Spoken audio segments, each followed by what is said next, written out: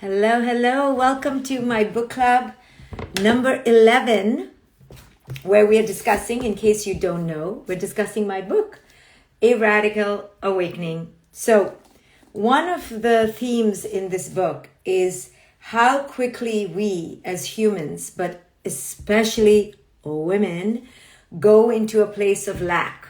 So I want to talk about lack because I talk about lack all the time, and how important it is to recognize what lack is, how it shows up, and how addicted we are to lack. So when we were raised in childhood, we were given the message because of culture that we need to do. And because we're given that message, it's such a poisonous, toxic message. Let me tell you why.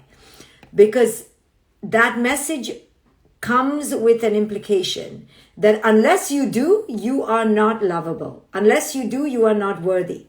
Now, of course, we all have to do. We have to brush our teeth, we have to wash our dishes, wash our clothes. There's doing all day long. But the doing that we are conditioned to do in our childhoods, in the modern era, is very much predicated around achievement, around success, around ideas of success, beauty, achievement, competition, coming first, right? That doing is not really our nature. It is the nature of the false self that feels it needs to prove itself to be worthy. The true self doesn't need to prove anything. The true self doesn't need to prove anything. The true self just does what it does, according to the beat of its own knowing. So we're raised from childhood to stroke, to nurture, to aggrandize the false self. Now, because of this, and because we're all trying to reach a pinnacle of some success, we are always in lack. It's just a given, because we're given the message that who we are as we are is not good enough. So we are on book club number 11 for my book, A Radical Awakening. If you bought it, tell me what is striking you. If you haven't bought it, go grab a copy right now. So, because we are raised in lack, yes, Clarga says, I'm always feeling lack, not good enough. Yes, welcome to the club. You're not alone. You're not alone. You need to know that.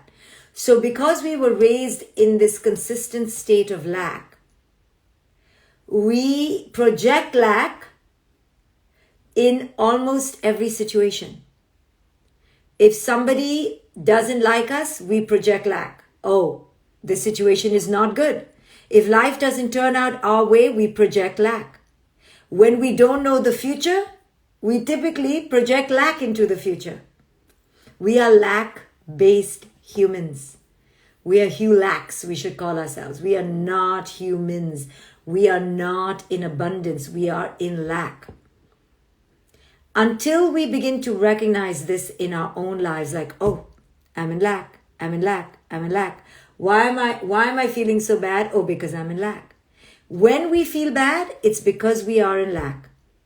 Period. When we feel bad emotionally, mentally, it's because we are in lack. Simple. So if you don't want to feel bad, you have to shift out of your lack-based thoughts, or at least neutralize them. You don't have to move into abundance. You can at least neutralize them. So the first step is to understand we are obsessed with lack-based thoughts. We have lack all the time. I mean, rarely do I have a client come to me and go, you know what? I'm awesome. I'm amazing. Because then she or he will be called selfish, especially us women, right? So I, in my life, say now, I like my body. I like myself. I like my face. I like my hair. I do. I love myself. Now you'll say, oh, she's so arrogant. Say whatever you like, right? I have reached a place finally where I like myself. I like my stupidity. I like my craziness. I like my forgetfulness. I like my tardiness. I like my clumsiness. I like my vanity. I like my humility. I like everything, almost everything. I'm still a work in progress, but I like that I'm a work in progress. You understand? So when you can arrive at a place that you can say you like yourself, now you are, I like my dog barking, but I would like to talk clearly. So I will enter abundance and gently and lovingly lock my dog up in another room. So hold on, okay?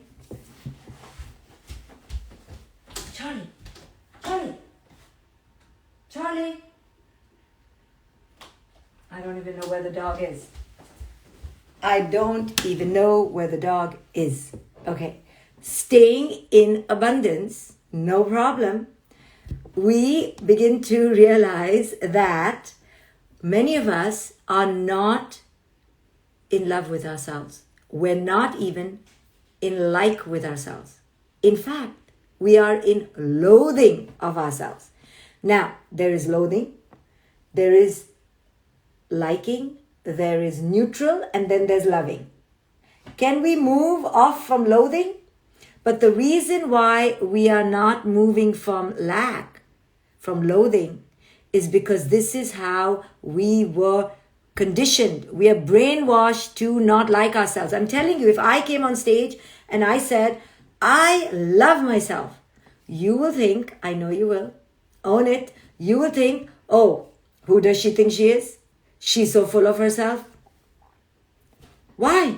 But if I came on stage and I said, I'm just such a work in progress. I'm so forgetful. I'm so la la la la la la. Everyone in the audience will have empathy. They'll relate to me. They'll feel like they can understand me. This is how crazy we are. It's okay to come on stage and say, I love my child. I'm happy with my child. I can't get over my child. But it's not okay to come on stage and say, I can't get over myself. I love myself. So you remember when Snoop Dogg came on, did he win something? He won something. And he said, I would like to thank myself. I think it was an Oscar. I don't know. And I love that. Yeah. Thank yourself. Love yourself. What is this? I love my children. My children come first. I love my mother and father. They come first. Okay, you can love them, but you have to come first. But the reason we don't put ourselves first is because we are considered selfish, especially us women. Okay? So, this is a problem. And this lack-based thinking is seriously an addiction. Somebody said they're reading The Conscious Parent. So we have to shift out of this total BS that we've been sold. We've been sold these lies that you need to not like yourself, that you need to not be full of yourself, that you need to play small and play dim and play dull and play dumb. Why? So that culture can manipulate you. Culture can tell you what to do. Culture can exploit you.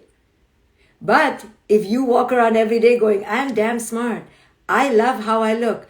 I'm amazing. Now, the entire pharmacological industry is going to crumble. Okay? We're not going to buy so many shoes. We're not going to be drowning our sorrows in movies and addictions. Right? Alcohol consumption goes down. Right? So it is not good for business to be in abundance. It is very good for business to be miserable, to be in lack. So all of us don't want to feel bad. Yes, this is a given. Who wants to feel bad? Nobody. But when I tell my clients, okay, if you don't want to feel bad, can we examine your lack-based thoughts so that we can let them go? And they're like, no, I like my lack-based thoughts. They are real. No, they're not real. They're from the past, or they're from the future, or they're from your mother. They're not yours. No, I don't want to give up my lack-based thoughts. So then we're going to feel crappy. So in this book of Radical Awakening, I teach women why they are consumed by lack-based thoughts. It's because our culture has trained us to not like ourselves, trained us to not know ourselves, trained us to, I don't know, to be confused. right? It's so lovely when we're confused, because when we know, we're called bitches and we're called, big arrogant asses. Not okay. This paradigm has to shift. We are not confused. We are not in the not knowing. We are not dumb and dull and dim and at the back of the line. No. We know. We are powerful. We are empowered. We're clear. We've just been raised on the opposite diet. So if you want to radically awaken, you can change your diet and truly step into your power. But you have to understand, what diet are you changing? You are changing the diet of lack-based thoughts to abundance-based thoughts. You are changing your diet of lack-based thoughts to abundance-based thoughts. So when you look in the mirror, you have to say, goodness gracious, I look lovely. When you walk around in a room, you go, hey, I have something to say. I know who I am. I know what I know. And I want to learn. Instead of shrinking and pretending and being lost and being disconnected, we enter and claim our rightful territory, which is ourselves. So this book is about women. I love it. I love my book. See? I'm not shy to say I love my book. I'm not shy to say this is my best book yet. To me, it is. I'm not shy to say I love it and I want it to spread. Every day I come and talk about my book. I do, because I'm owning it. I'm claiming it. I'm living it. I'm embodying it. I'm not shy to go, oh, I wrote a book, but I'm leaving it there. No, I love it. I adore it. I want it out there. I'm going to tell people, buy the book. So pushy. My father sometimes tells me, he lives in India. He's like, maybe you don't be so pushy. And I go, why not, Dad? Why not? It's an amazing book. It has an amazing message. Why would I not be pushy? How to push it out there? When you have a baby in your tummy, don't you have to push it? Do you tell the woman in labor, don't be pushy? No. So I'm going to push this baby out there. Okay, Dad? He's like, okay, but be subtle. I'm like, no, Dad. I'm not going to be subtle. Why should I be subtle? You see? He doesn't mean anything, okay? But this is the training we girls get. Shh. Don't talk so much about yourself. Other people will think you're so arrogant. What the hell, right? We women are raised like this to totally bullshit. I see all my clients doing it. Then they write to me, oh my goodness, Dr. Shefali, last night at dinner, my client wrote to me recently, if she's here, she'll know. Last night at dinner, I completely lied. I completely bullshitted. I completely faked it. I had so much to say and I kept quiet. Why? Because we women have been raised to believe that it is virtuous to be quiet and to be modest and to be humble and to give our power away and to go, I don't know. You do know. You do know. You just have to access that deep power. And when we women wake up, let me tell you, our children will wake up, our men will wake up, our government will wake up, and we will save the earth. Because the earth is waiting for the radically awakened women. I'm telling you, it is time for the women to rise. It is time. It is the time for women to rise. Women have always been rising. Women are the fabric of the earth. We are the networkers, the tribe builders, the connectors, the nurturers, the caretakers. We are already that. But if we now access our supreme inner sovereignty, we will truly save our children, save the earth, save the animals, save the men. So don't wait for some man to wake up to save you. You, as a woman, have the eternal, pivotal, profound power within you. So that's what this book is about. Turn pain into power, embrace your truth, live free. 380 pages of goodness to wake you up. Let's do this, sisters. Let's wake up. Let's move out of our lack-based addictions and truly start entering self-ownership, self-governance, self-initiation, self-creativity, self-leadership, self-love, self-worth. Bye, guys.